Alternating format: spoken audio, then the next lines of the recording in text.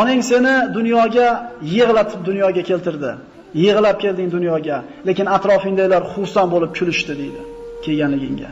Endi haris bo'lgin, o'layotgan kuningda hamma yig'lab qolganda, sen kulib ketishlikka harakat qilgin.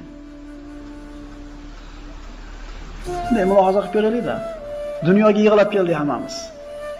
Hamma xursand bo'ldi, kulishdi. Ha, o'g'il bo'pti deb qo'ydi o'tirganlar hammasiga.